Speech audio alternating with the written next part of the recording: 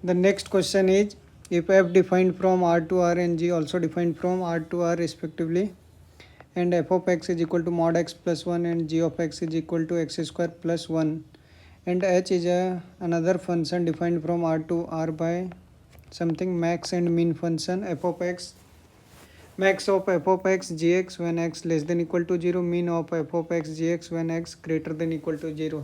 तो number of not differentiable point, जब भी इस टाइप के क्वेश्चन हो इसको भी आप ग्राफिकली अगर सॉल्व करें तो बहुत ही इजीली सॉल्व कर सकते हैं.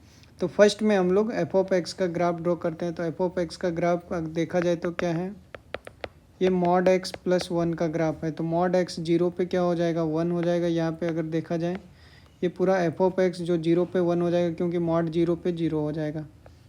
तो ये मॉड एक्स का ग्राफ हो जाएगा भी शेप में. क्लियर. अब ये अपना ग्राफ हो गया मॉड एक्स का, ये मॉड एक्स का मीन्स एफ ऑफ एक्स का ग्राफ हो गया. नेक्स्ट हमें जो ग्राफ ड्रॉ करना है वो कौन से फंक्शन का करना है, एक्स स्क्वायर प्लस 1 का ग्राफ ड्रॉ करना है. तो एक्स स्क्वायर प्लस 1 का ग्राफ जो हो जाएगा वो क्या हो जाएगा, एक्स स्क्वायर प्लस 1, ये भी जीरो पे 1 हो जाएगा. बट और दोनों इंटरसेक्ट कब हो रहे हैं, मॉड एक्स प्लस 1 अगर देखा जाए तो mod x is equal to 0 and 1 हो रहा है.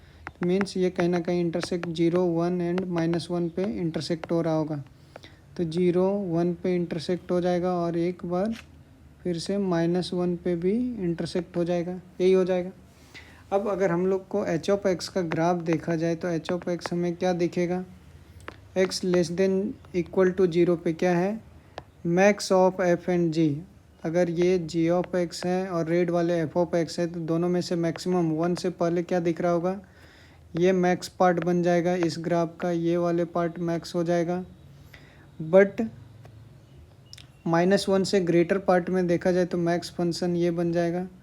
तो ये ग्राफ दिखे. नेक्स्ट मीन वाले में f of x when x greater than 0, तो f of x and g of x का मिनिमम चाहिए. तो मिनिमम कौन सा पार्ट हो जाएगा, ये दिखेगा और इस वाले में इधर दिखेगा. तो जो अपना ब्लू ये ग्रीन वाले लाइन है वही फाइनल ग्राफ होगा.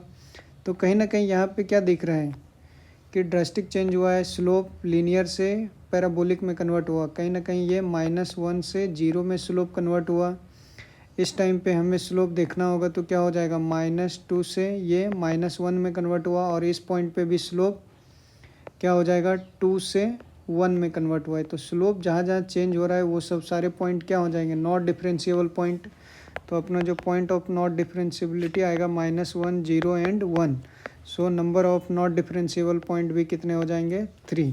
तो 3 इज़ द करेक्ट आंसर. जब भी इस टाइप के क्वेश्चन आए उसको ग्राफ से सॉल्व करेंगे तो बहुत ही ईजिली सॉल्व हो जाएंगे.